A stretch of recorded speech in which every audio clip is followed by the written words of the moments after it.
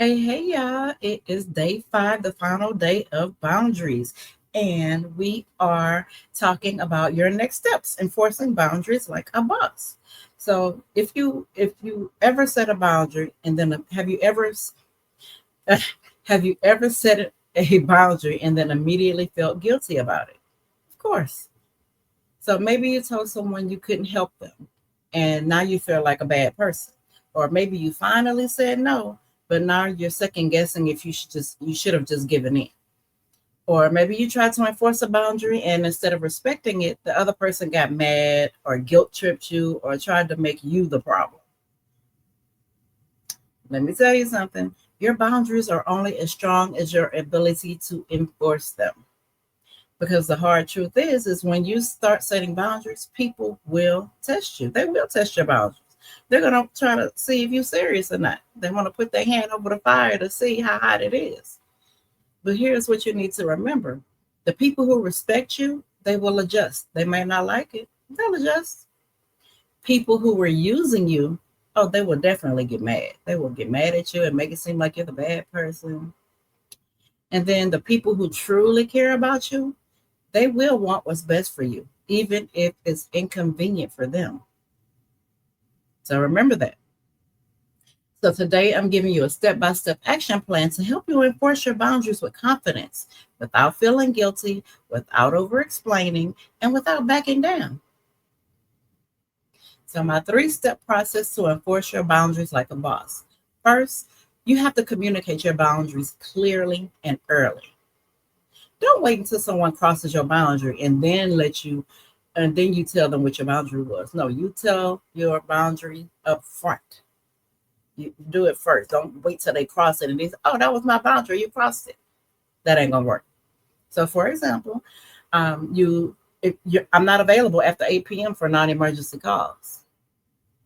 You know, I had to communicate that to someone today, actually, because we have Puddin now. Y'all know who Puddin is if you subscribe to my TikTok or my Facebook or Instagram. Y'all know who Puddin is, and she lives with us now, and her bedtime is 8:30.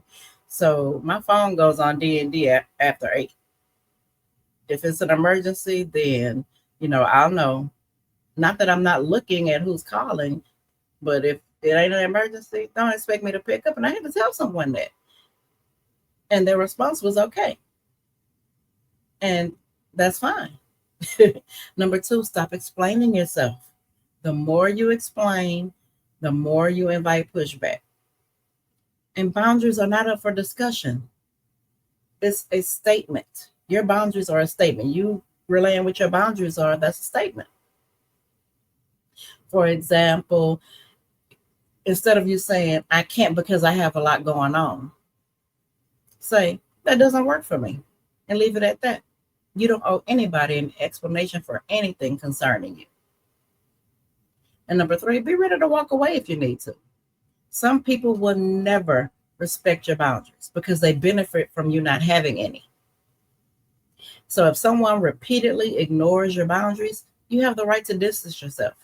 For example, if a friend constantly disrespects your time, you may need to stop making yourself available to them. How else are they going to learn? Right?